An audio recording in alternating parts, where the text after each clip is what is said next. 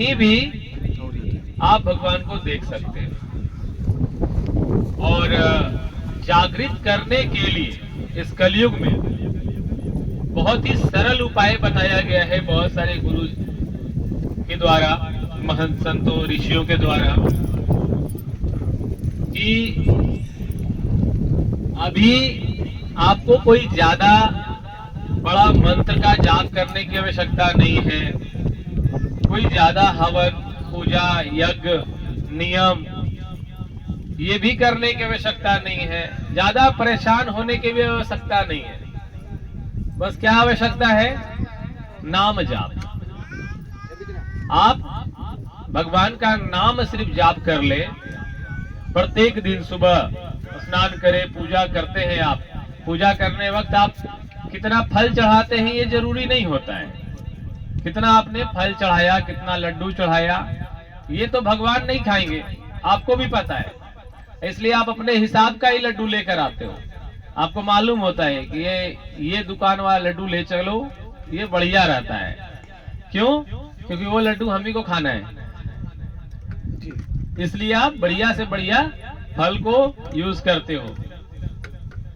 अगर भगवान खाने लगते तो फिर तो तुम लोग एक एक लाना लगता, डब्बा में नहीं लाता, फिर एक एक लेके जाता। एक ले चल, काहे कि वो तो ऐसे ही मिलना नहीं है, वही खा लेंगे, है ना। और भगवान के नाम पे जो है बहुत कुछ बनता है, फिर कि बनाओ बढ़िया से, आज जो है खीर पूड़ी आज भगवान को चढ़ाया जाएगा, लेकिन खाएगा कौन? खुद खाओगे। ये तुम्हें मालूम होता है, इसलिए खीर में भी तुम लोग काजू किशमिश जो है ना बढ़िया मात्रा में डालते हो, क्योंकि खाना तुमको है। इसलिए हम कह रहे हैं, ऐसा नहीं है कि मेरा भाव तुम लोग को चोट पहुंचाने का है कि नहीं खीर बनाना ही नहीं है, भगवान को भोग लगाना ही नहीं है, ये नहीं कहने का तात्पर्य है। भगवान को तो हर कोर में तुम याद करके जितना बार करते हो, सुबह खा जो भोजन करते हो उसमें भी तुमको याद करना चाहिए। ऐसा नहीं कि खीर अदल पूड़ी बनेगा, सेब रखेगा, लड्डू रखेगा तभी भगवान को याद करना है, नहीं। तुम दाल रोटी खाते हो उसमें भी भगवान को याद करके खाओ, उस अन्नपूर्णा को प्रणाम करके खाओ, तुम्हारे शरीर में अवश्य लगेगा। अगर मन से नहीं खा रहे हो ना, उसे ठुकरा दोगे, अनाज को ठुकरा कर खाओगे, देखो वो तुम्हारे शरीर में भी नहीं लगता है। तो जो मिले उसे अगर हम बढ़िया से खाते हैं, खुश होकर खाते हैं, तो वो शरीर में मेरा लगता है, शरीर मेरा उससे बढ़ती है। मगर अगर ना खुश के मन से अगर तुम काजू किशमिश भी खाओगे तो नहीं लगता है। यही तो है ना, सब कोई कहते हैं, बड़े बुजुर्ग भी कहते हैं हमारे। तो हम लोग अभी किस टॉपिक पे थे? अभी थे कि भगवान को पूजा कर रहे हैं। अब आप फल चढ़ा रहे, लड्डू चढ़ा रहे, केला चढ़ा रहे, डजंट मैटर, इसका कोई मतलब नहीं है। ये यहाँ पे भक्ति का मार्ग में एक भी चैप्टर नहीं है, एक लाइन नहीं है, एक शब्द नहीं है। भक्ति के मार्ग में नहीं है, भक्ति के मार्ग में एक शब्द नहीं है फल का, एक शब्द नहीं है तुम्हारा क्या चढ़ा रहे हो, ठीक है, फल चढ़ा रहे हो कि खीर चढ़ा रहे हो, यहाँ कोई मतलब नहीं होता है। सबसे बड़ा मतलब होता है कि तुम भाव चढ़ा रहे हो कि नहीं, तुम अपना विश्वास वहां रख रहे हो कि नहीं। जब बैठे हो भगवान के सामने तो उस भगवान पे तुम्हें पूर्ण विश्वास है कि नहीं। ये विश्वास, वो भाव, वो तुमसे वो ढूंढते हैं। अगर तुमसे अगर कुछ समर्पण मांग रहे हैं तो इतना ही समर्पण मांग रहे हैं कि तुम्हारा विश्वास, तुम्हारा जो है भाव, वो भगवान पे 100% बना रहे। जब तक तुम वो 100% नहीं बनाओगे, चाहे तुम कितना भी भोजन चढ़ा लो, जितना भी भोग प्रसाद चढ़ा लो, कोई तुम्हें उससे फायदा नहीं होने वाला है। तो हमें भगवान के सामने पूजा पाठ करने के लिए सुबह उठते हैं, स्नान करते हैं, पूजा करते हैं। पूजा में आप लोग एक पूजा का बात उठा है, इसलिए बता दे रहे हैं कि पूजा में अगर आप लोग अगरबत्ती का यूज करते हो तो आप लोग करना छोड़ दीजिएगा। अगरबत्ती हमारे सनातन में कहीं भी प्रयोग करने का नहीं है। अगरबत्ती में क्या होता है? बांस होता है। अब बांस हमारे यहाँ जलाने की परंपरा नहीं है सनातन में। बांस जलाने से आपके घर में जो है ना पितृ दोष का प्रभाव होता है, पितृ दोष। बहुत के घर में पितृदोष रहता है, उसे पता ही नहीं पितृदोष कैसे है, पितृदोष से मुक्ति कैसे मिलेगा। तो वो पितृदोष से कभी मुक्ति नहीं मिलेगा। एक तरफ से मुक्ति करने का उसे कोई, कहीं जाओगे कहीं जाके पूछ लेगा, मान लो कोई ब्राह्मण कोई ऋषि साधु कोई उसे बता भी दे कि लो ऐसे मुक्ति होगा, लेकिन मुक्ति होगा एक तरफ से वो पाप तो कर ही रहा है। तो एक तरफ से जल निकाल रहे हो, एक तरफ से जल भर रहे हो, तो कभी भी घड़ा वो खाली होगा क्या? नहीं होगा ना। तो वो ऐसे नहीं करना है। आगे हमें एक तरफ से रोक करना पड़ेगा कि हाँ इसमें ये चीज को नहीं डालना है। अब खाली करेंगे तो पूर्ण रूप से खाली होगा मन तुम्हारा, शांति मिलेगा तुम्हारा घर में।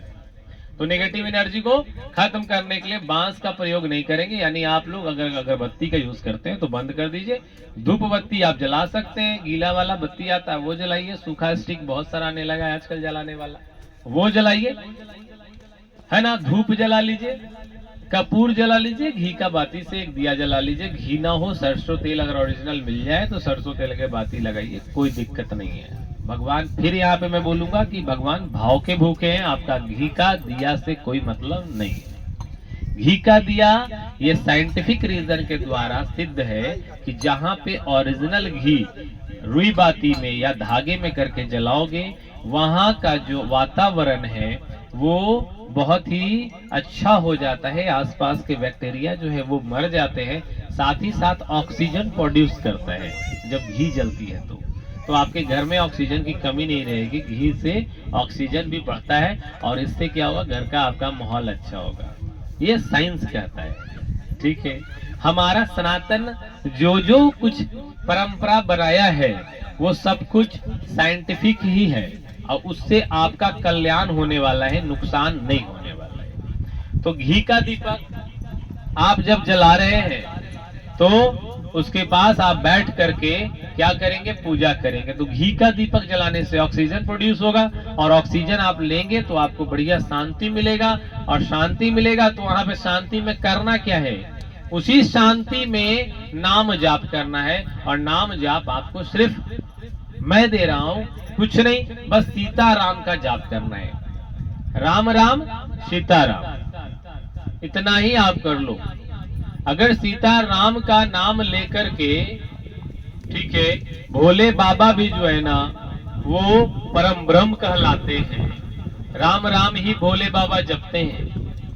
आप सब भोले बाबा का बहुत ज्यादा प्रेमी हो, हनुमान जी का बहुत प्रेमी हो, तो आप सब ये जान जाओ कि राम का जाप ही मोक्ष की प्राप्ति करवा सकता है हमें। अगर हमारे जीवन में मोक्ष की अभिलाषा है, और मोक्ष मिलेगा कैसे, तो हम सबको राम जाप ही करना, सीताराम नाम जाप ही करना, हवा लगी, ठीक है। कहीं निकाल रहे हैं क्या? नहीं, बस आ रहे हैं। चलिए सबको अर्जी लगा लीजिए।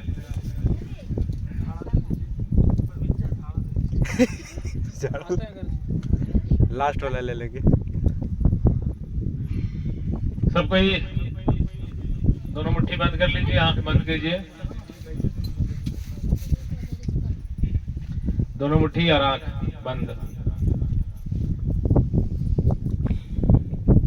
बोलिए ओम हनुमते नमः, ओम हनुमते नमः, ओम हनुमते नमः, ओम हनुमते नमः, ओम कष्ट हरणेश्वराय नमः, ओम कष्ट हरणेश्वराय नमः, ओम कष्ट हरणेश्वराय नमः, ओम कष्ट हरणेश्वराय नमः, ओम कष्ट हरणेश्वराय नमः, ओम बम बम वीराय हुम फट स्वाहा, ओम